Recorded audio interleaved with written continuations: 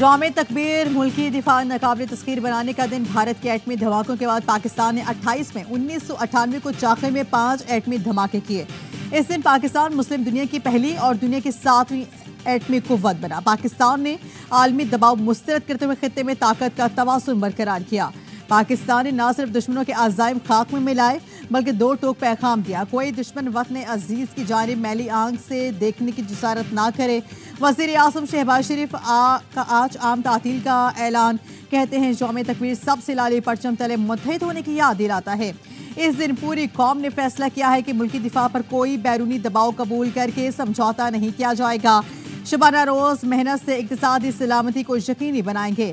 यौम तकबीर पर मुल्क भर में तकरीबात होंगी, रैलियां निकाली जाएंगी।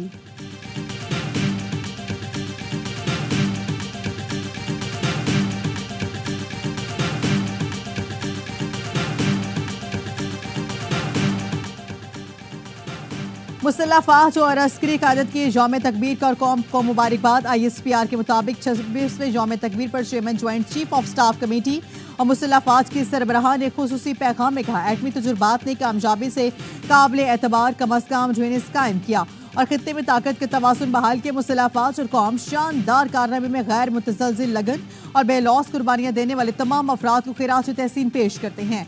मुसल्लह फ़ौज मादरे वतन की दिफा, खुद मुख्तारी और इलाकाई सालमियत के तहफ़्फ़ुज़, मुल्क की सलामती को हर कीमत पर यकीनी बनाने के लिए गैर मुतज़लज़िल आज़म का आया अदा करती हैं।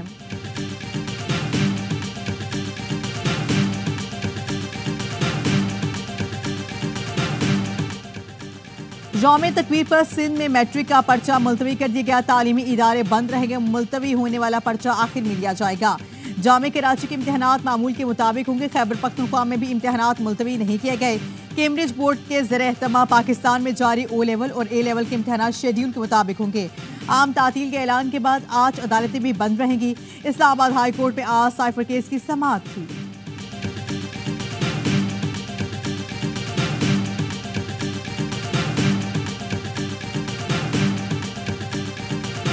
कैप्टन समेत 7 जवान मादरे वतन पर कुर्बान। खैबर के इलाके बाग में दहशतगर्दों से लड़ाई, 5 जवानों ने जाम शहादत नोश किया। पेशावर में नमाज जनाजा अदा की गई। आर्मी चीफ जनाज़ मुनीर शरीक हुए। जवानों के जिस्ते खाकी को कांधा दिया। पेशावर में शहीद कैप्टन हुसैन जहांगीर और हवालदार शफीकुल्लाह को फौजी एजाज के साथ सुपुर्द खाक कर दिया गया। नमाज जनाजे में फौजी अफसरान समेत लोगों की बड़ी तादाद शरीक हुई। वज़ीर आज़म ने शहीद जवानों को खिराज अकीदत पेश किया। ISPR के मुताबिक खैबर पख्तूनख्वा में 2 रोज के दौरान 3 ऑपरेशन में 23 दहशतगर्द जहन्नुम वासिल कर दिए गए। टांग में 10, खैबर में 7 और पेशावर में 6 मुल्क दुश्मन मारे गए। हालात दहशतगर्द सिक्योरिटी फोर्सेस पर हमलों और बेगुनाह शहरियों के कत्ल में मुलव्विस थे।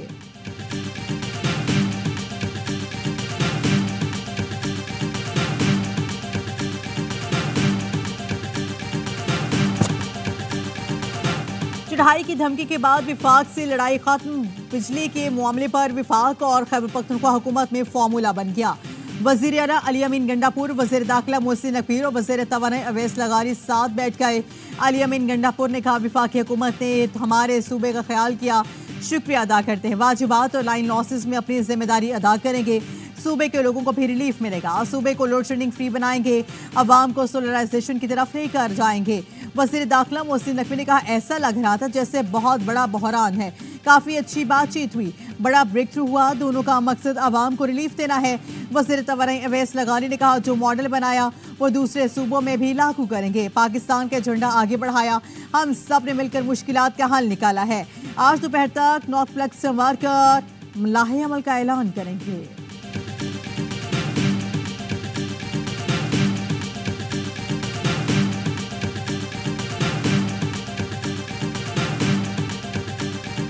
खुदा बानी PTI को शेख मुजीब जैसे इंजाम से बचाए। राना सनाउल्लाह की प्रेस कॉन्फ्रेंस। कहा, पार्लियामानी जमहूरियत में 2 पहिए हैं, हिस्ब इख्तियार और हिस्ब इख्तिलाफ। मुज़ाकरात से किसी को इनकार नहीं। बानी PTI 2011 से इस बात पर डटे हुए हैं कि किसी से बात करूंगा ना मुज़ाकरात। इस मुल्क में तो ख्वाजा सिरा भी इनकलाबी हो गए हैं। राना सनाउल्लाह ने बताया, मुस्लिम लीग नून के नए सदर का इंतखाब आज होगा। नवाज शरीफ का बिला मुकाबला मुंतखब होने का इम्कान। कायदे आज़म के बाद नवाज शरीफ ने मुस्लिम लीग को ज्यादा मकबूल बनाया। शाहिद खाकान कागजात जमा करा सकते हैं। उनकी अहलियत का फैसला स्क्रूटनी में होगा। 1 से ज्यादा उम्मीदवार होने की सूरत में वर्किंग काउंसिल का इजलास बुलाया गया।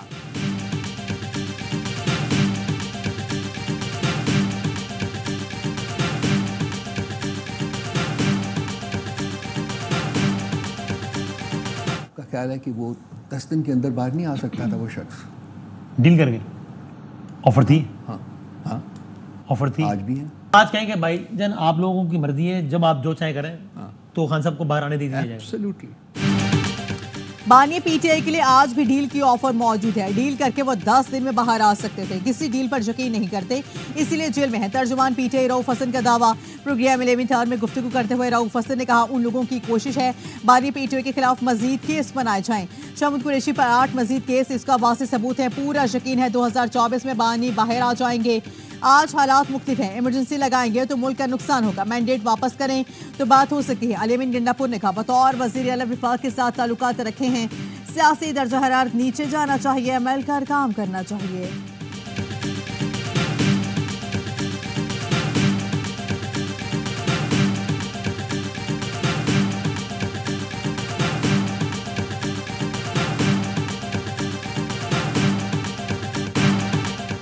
सूरज आज भी आग उगलता रहा। नवाबशाह और मोइंजोदड़ो में 52 डिग्री सेंटीग्रेड रिकॉर्ड। लाड़काना और दादू में पारा 50 डिग्री तक गया। हैदराबाद में पुलिस ऑफिसर ही स्ट्रोक के बायस इंतकाल कर गया। एएसआई अख्तर हुसैन अदालत में पेशी से वापसी थाने जा रहा था कि गर्मी की वजह से दिल का दौरा पड़ा। दादू में ही स्ट्रोक के बायस 50 से ज्यादा अफराद हॉस्पिटल जा पहुंचे। आज से कराची, हैदराबाद, ठट्टा और बदीन में तेज हवाएं चलने की पेश गोई। गर्मी की शिद्दत में कमी आ सकती है। बलूचिस्तान, पंजाब और केपी के मुख्तलिफ शहरों में आज से यकम जून तक बारिशों का इम्कान है।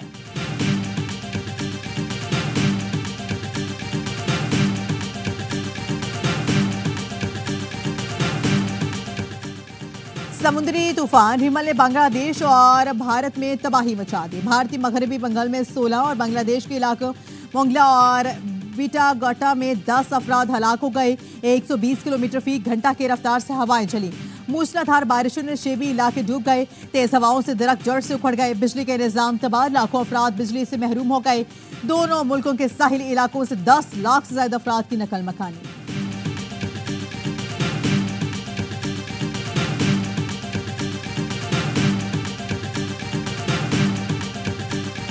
आलमी अदालत रफा में कत्लेआम न रुकवा सके। इसराइल ने रफा की खैमा बस्ती पर आग बरसा दी। 45 से ज्यादा बेघर फलस्तीनी जिंदा जल गए। बच्चों की सरबदा लाशें देखकर दिल दहल गए।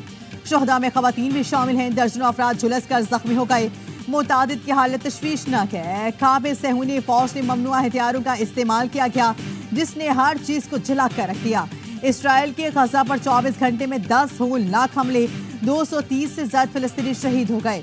रफा क्रॉसिंग पर मिस्री और इसराइली फोर्सेस के दरमियान फायरिंग का तबादला। सहूनी फौज की फायरिंग से एक मिस्री फौजी हलाक और एक जख्मी हो गया। दोनों मुल्कों के हुक्म वाक़े की छानबीन कर रहे हैं।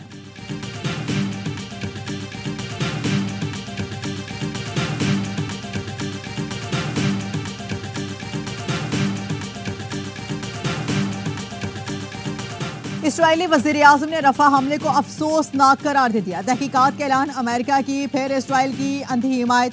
महकमा खारजा के तर्जुमान जॉन कर्बी ने कहा, रफा हमलों में हमास के 2 सीनियर अरकान मारे गए।